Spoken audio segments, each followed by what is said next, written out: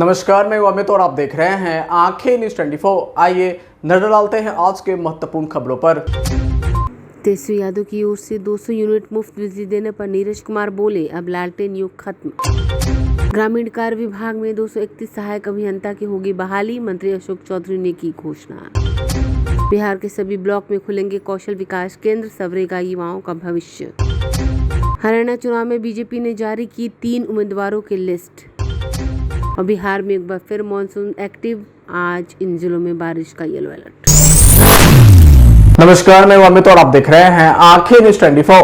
बिहार विधानसभा चुनाव से पहले नेता वादों की बरसात कर रहे हैं। इसी बीच तेजस्वी यादव ने दिल्ली के मुख्यमंत्री अरविंद केजरीवाल की तर्ज पर बिहार के लोगों को 200 यूनिट बिजली मुफ्त देने का वादा किया है। वहीं तेजस्वी यादव ने अपनी आभार यात्रा के दौरान कहा कि लोग महंगे बिजली बिलों से परेशान हैं। उन्होंने कहा कि अगर उनकी सरकार बनी तो बिहार के लोगों को 200 यूनिट बिजली मुफ्त मिलेगी। वहीं इस वादे पर सत्ताधारी जदयू और बीजेपी ने तेजस्वी यादव पर जमकर हमला बोला है। वहीं जदयू नेता नीरज कुमार ने तेजस्वी यादव के इस वादे को पूरी तरह से बकवास बताया। उन्होंने कहा कि बिहार अब लालटेन युग से बाहर आ चुका है और विकास के नए आयाम स्थापित कर रहा है। नीरज कुमार ने आगे कहा कि आरजेडी के 15 वर्षों के शासनकाल के दौरान केवल 33,000 सरकारी नौकरियां दी गई, उसके बदले लोगों की जमीन पर कब्जा कर लिया। उन्होंने कहा कि तेजस्वी यादव को यह स्वीकार कर लेना चाहिए कि नीतीश कुमार के कारण ही बिहार में विकास हुआ। इससे पहले तेजस्वी यादव अपनी आभार यात्रा के दौरान लगातार लोगों से मिल रहे हैं और उनकी समस्याएं सुन रहे हैं। बता दें कि यात्रा के दौरान उन्होंने पाया कि लोग बढ़ते हुए बिजली बिलों को लेकर काफ़ी ज़्यादा परेशान हैं। लोगों की इस परेशानी को देखते हुए तेजस्वी यादव ने बड़ा ऐलान करते हुए कहा कि अगर राज्य में उनकी सरकार बनती है तो 200 यूनिट तक बिजली मुफ्त मिले। विपक्ष के नेता माननीय तेजस्वी यादव जी, आपने स्वीकार कर लिया ना कि बिहार लालटेन युग में नहीं बिजली युग में है। फ्री बिजली की वकालत कर रहे हैं। मौका मिला तो 15 वर्ष में 33,000 नौकरियां दिया और हालात यह है कि पटना में 43 बीघा 12 कट्ठा 16 दूर जमीन नौकरी के बदले लिया गया। तो आखिर किसको ज्ञान दे रहे हैं? बिहार की जनता को एहसास है कि माननीय मुख्यमंत्री नीतीश कुमार जी जो बिजली बिल आता है उसमें अनुदान जो देते हैं, वह अनुदान की राशि जितने आपके मां पिता के शासनकाल का उस विभाग का बजट नहीं होता था, 15,343 करोड़ रुपया हम अनुदान देते हैं और साथ ही साथ 50 पैसे प्रति यूनिट खेती के लिए बिजली उपलब्ध कराने में देश में बिहार की चर्चा होती है। और प्रीपेड मीटर की आप शिकायत करते हैं। प्रीपेड मीटर जो लगा, देश को रास्ता दिखाया। इसके अध्ययन हेतु केरल, गुजरात, मध्य प्रदेश से विशेष टीम आई और हम आपसे यह अनुरोध करेंगे कि आपको तो यह प्रचारित करना चाहिए था कि प्रीपेड मीटर में अगर कोई शिकायत आ रही है तो बिजली विभाग, ऊर्जा विभाग ने 1912 टोल फ्री नंबर जारी किया है, उसका लाभ लोग लें। लोगों को इस बात का एहसास है कि नीतीश कुमार जी ने कहा था कि अगर बिजली में सुधार नहीं तो वोट मांगने नहीं जाऊंगा। बिजली घर घर पहुंचा दिया। अब लालटेन युग का सवाल।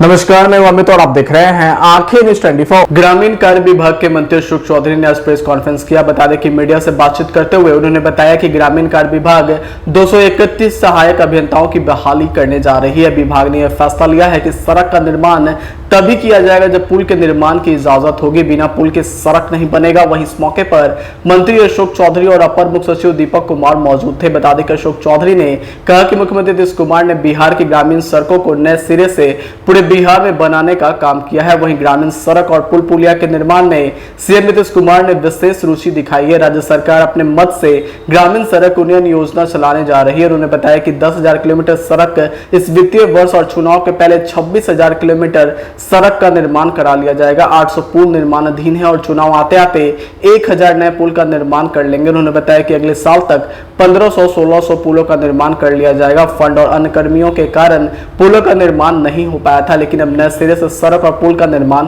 कराया जाएगा। ग्रामीण सड़कों के लिए इस 18 वर्ष में लगभग जिस तरह से उन्होंने काम किया और जिस तरह से ग्रामीण सड़कों का नए सिरे से पूरे बिहार में बनाने का काम किया। और सब लोग जानते हैं, बिहार के लोग, जब बिहार की बागडोर माननीय नेता को मिली उसके बाद उन्होंने ग्रामीण सड़कों को के निर्माण में और पुल पुलिया के निर्माण में विशेष रुचि रखी, और जिससे कि आज पूरे देश में बिहार सबसे तेज गति का राज्य विकास दर लेकर आगे बढ़ रहा है। ये कारण ग्रामीण सड़कों का उत्क्रमण, ग्रामीण सड़कों का स्ट्रेंथन और ग्रामीण क्षेत्रों में सरकार की योजनाओं का बढ़ावा, ये मूल कारण रहा है। आज आपको बताते हुए प्रसन्नता हो रही है कि कल के कैबिनेट में माननीय नीतीश कुमार के नेतृत्व में जो कैबिनेट का निर्णय हुआ, लोकसभा चुनाव के बाद जब हम लोग वापस आए थे और मंथन हुआ था, तो जो ग्रामीण सड़कों की स्थिति थी, जो पुल पुलिया की स्थिति थी, जिस तरह से बहुत से जगहों पर वोटों का बहिष्कार हुआ था, उन सब बातों को देखकर माननीय मुख्यमंत्री जी ने एक उच्च स्तरीय बैठक की थी। और इस बैठक में उन्होंने निर्णय किया था कि जो हमारे सड़कों का जो निर्माण हो रहा है, उस गति से हम अपने लक्ष्य को प्राप्त नहीं कर पाएंगे। ग्रामीण सड़कें बनी, ग्रामीण सड़कों का उत्क्रमित किया गया, लेकिन फिर भी जो सड़कें बनाई गई थी वो अपना लाइफ टाइम उनका खत्म हो गया था और बहुत से सड़कों की स्थिति जर्जर थी। क्योंकि हम जब ग्रामीण इलाकों में विकास की योजना लेके जा रहे हैं, तो निश्चित रूप से जिस ट्रैफिक का फ्लो हमारी सड़कों पर लगभग 40 से 50% बढ़ा है, और बहुत सी सड़कों जहां सिंगल थी वो डबल करने की डिमांड था लोगों का। तो उस सब चीज को ध्यान में रखते हुए माननीय नेता ने जो हमारी सभी योजना थी उसको एक नई योजना के रूप में इसका शुरुआत की गई है। स्टेट प्लान से राज्य सरकार अपने मत से इन योजनाओं को एक नई योजना, ग्रामीण सड़क उन्नयन योजना के नाम से एक नई योजना की शुरुआत की है, जिसमें वैसे सभी सड़क जो हमारे मेंटेनेंस पॉलिसी में नहीं है, उन सड़कों का उन्नयन, उन सड़कों का सुदृढ़ीकरण और उन सड़कों के चौड़ीकरण का निर्णय कल कैबिनेट ने किया है। मैं समझता हूं कि बिहार एक ग्रामीण परिवेश का राज्य है और माननीय नेता का ग्रामीण इलाकों को डेवलप करने की एक अपनी सोच है, और उसी सोच के तहत इस योजनाओं की शुरुआत की गई है। लगभग हम अभी के समय में हमारा विभाग अभी जिन टेंडरों को फाइनल किया है, क्योंकि ये पुरानी योजना पे, वो लगभग 6000 है जिसकी काम की शुरुआत होनी है, और लगभग हम 10,000 किलोमीटर सड़क आने वाले समय में फाइनेंशियल ईयर में, इस फाइनेंशियल के अंत तक हमें उम्मीद है कि हम 10,000 किलोमीटर सड़क बनाने में सक्षम हो पाएंगे, और चुनाव के पहले तक हम 13,000 और सड़कों का निर्माण करेंगे।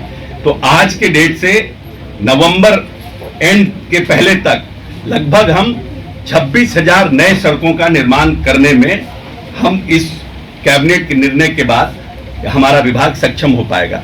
एक बड़ी ताकत ग्रामीण इलाकों में माननीय मुख्यमंत्री ने इस योजना की शुरुआत करके दी है। दूसरी बात है कि बहुत से पुल पुलिया, क्योंकि मुख्यमंत्री ग्रामीण सेतु योजना जो थी वो योजना लगभग 2018-16 के बाद वो योजना बंद हो गई थी स्टेट प्लान से, और हम सिर्फ वो योजनाओं को ही लेते थे पुल में जो नाबार्ड पोषित योजनाएं थी, जिसमें हमारा 60-40 केंद्र सरकार का 60 और 40 हमारा कंट्रीब्यूशन होता था। लेकिन जिस तरह से अभी हमें नाबार्ड से पैसा मिला और जिस तरह से हमने पुलों को लिया था, तो लगा हमें निर्णय हुआ, माननीय मुख्यमंत्री ने निर्णय किया कि जो डिमांड और सप्लाई वो मैच नहीं कर रहा था, इसीलिए फिर से माननीय नेता ने इस प्रदेश में मुख्यमंत्री ग्रामीण सेतु योजना की शुरुआत की है। और मैं समझता हूं कि लगभग अभी 800 हमारे यहाँ पुल निर्माणाधीन है, और चुनाव आते आते तक हमारा टारगेट 1000 नए पुलों का निर्माण करने का है, और जो कल कैबिनेट ने जो निर्णय लिया है उससे लगभग हम 1000 और पुल को, तो अभी जो स्थिति बिहार में है अगले साल तक लगभग हम 1500-1600 पुलों का निर्माण करने में सक्षम हो पाएंगे। जो एक बड़ी लोगों की शिकायत थी कि आजादी के इतने साल बाद भी बहुत से जगहों पर अभी भी पुल का निर्माण नहीं हुआ है, और खासकर वैसे जगहों पर जहां पर हमारी आबादी अति पिछड़ों की है, महादलितों की है, अल्पसंख्यकों की है, उन बसावटों को हम लिंक करने में कहीं ना कहीं पिछड़ गए थे। बहुत काम करने के बावजूद।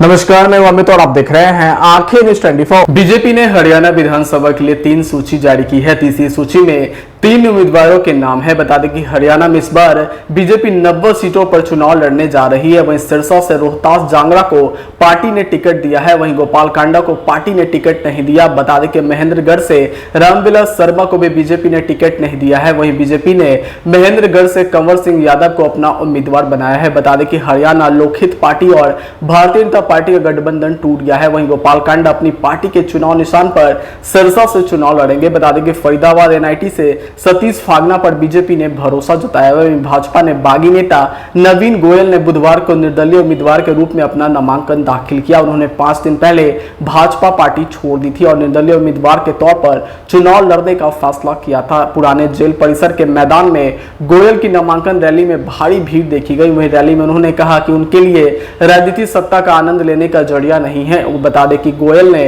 गुरुग्राम को विकास के मामले में नंबर 1 बनाने की बात कही है। उन्होंने कहा कि उनका सपना है कि गुरुग्राम शिक्षा, चिकित्सा, रोजगार, महिला सुरक्षा और महिला सशक्तिकरण के मामले में नंबर 1 बने। वहीं आम आदमी पार्टी ने हरियाणा विधानसभा चुनाव के लिए 30 और उम्मीदवारों की सूची बुधवार को जारी की है। बता दें कि जुलाना से कविता दलाल, कांग्रेस के विनेश फोगाट और भारतीय जनता पार्टी के योगेश बैरागी के खिलाफ मैदान में उतारा गया है।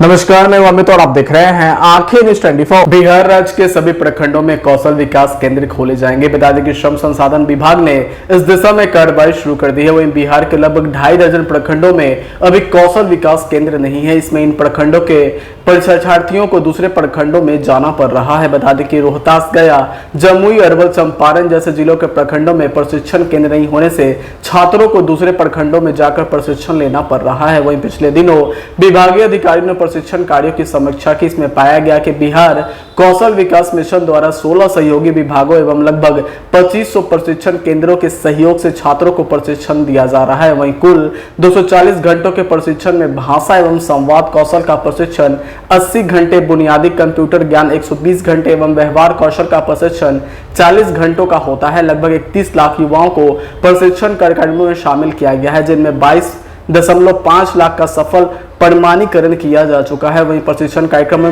महिला की भागीदारी अच्छी खासी देखी गई है। लगभग 45% महिलाएं प्रशिक्षण ले रही हैं। यही नहीं, प्रशिक्षण लेने के बाद लगभग 3 लाख लोगों को रोजगार भी मिल चुका है। बता दें कि बीते दिनों विभाग ने इस प्रशिक्षण केंद्रों की जांच पड़ताल की है। इस दौरान कई प्रखंडों में चल रहे प्रशिक्षण केंद्रों में भारी गड़बड़ी भी मिली थी। नमस्कार, मैं अमित और आप देख रहे हैं आंखें न्यूज 24। बिहार में एक बार फिर मानसून एक्टिव हो गया है। बता दें कि पिछले कई दिनों से राज्य में कहीं कहीं हल्की बारिश हो रही थी, लेकिन आज से बारिश की गतिविधियों में फिर से बढ़ोतरी होने के पूरे आसार हैं। वहीं गुरुवार को कई जिलों में बारिश का येलो अलर्ट जारी किया गया है। साथ ही बादल गरजने और बिजली गिरने की भी संभावना है। वहीं बारिश की वजह से आज गर्मी और उमस से राहत मिल सकती है। बता दें कि मौसम विभाग के एक वैज्ञानिक ने बताया कि मौजूदा मौसमी सिस्टम के कारण मानसून के एक्टिव होने की पूरी संभावना है। वहीं बिहार में आज से 15 सितंबर तक अच्छी बारिश होने का पूर्वानुमान जताया गया है। मौसम विभाग के अनुसार आज पूरे बिहार में आसमान में बादल छाए रहेंगे। वहीं गुरुवार को उत्तरी पश्चिम बिहार के अनेक स्थानों पर मध्यम से तेज बरसात हो सकती है। वहीं मौसम विभाग के अनुसार आज गोपालगंज, सिवान, सारण, पूर्वी चंपारण और पश्चिमी चंपारण के कई जगहों पर मध्यम से तेज बरसात हो सकती है। वहीं पटना, मुजफ्फरपुर, वैशाली, नालंदा, नवादा, दरभंगा, मधुबनी, शेखपुरा, गया, बेगूसराय, सीतामढ़ी, शिवहर, जमुई, बांका, मुंगेर, भागलपुर, जहानाबाद, समस्तीपुर, लखीसराय और खगड़िया में हल्की से मध्यम बारिश हो सकती है। वहीं अन्य जिलों में भी हल्की बारिश होने के आसार जताए गए हैं। बता दें कि 13 और 14 सितंबर को भी पूरे बिहार में भारी बारिश होने का अनुमान है। मानसून के विदा होने में सिर्फ 18 दिन ही बचे हैं, लेकिन अभी भी प्रदेश में सामान्य से 28% कम बारिश हुई है। ऐसे में बारिश की कमी की पूर्ति करना मुश्किल प्रतीत होता है, लेकिन गुरुवार से एक बार फिर मानसून पूरी तरह से सक्रिय हो रहा है। मौसम विभाग के अनुसार बिहार के मौसम में यह बदलाव बंगाल की खाड़ी में बन रहे एक सिस्टम के कारण आया है। सिस्टम की वजह से अरब सागर से बिहार की ओर नमी वाली हवाएं बढ़ रही है। इन्हीं के कारण बिहार में आसमान में बादल लदे रहेंगे और पानी बरसता रहेगा। जुड़े तमाम बड़ी खबरें देखने को मिलती है तो देर किस बात की, आज भी जुड़े आंखें न्यूज़ 24 के साथ संपर्क करें हमारे व्हाट्सएप नंबर 8935876430 पर। क्या आप पत्रकारिता के क्षेत्र में अपना कैरियर बनाना चाहते हैं तो आज ही royal Ashoka institute of mass communication and journalism में अपनी जगह सुनिश्चित करें। आर्यभट्ट ज्ञान विश्वविद्यालय पटना से मान्यता प्राप्त 100% प्लेसमेंट के साथ royal Ashoka institute of mass communication and journalism नामांकन जारी है। हमारा पता है DS/16 गायत्री मंदिर के समीप कंकड़ बाग पटना 8,20,000। आप हमें संपर्क भी कर सकते हैं।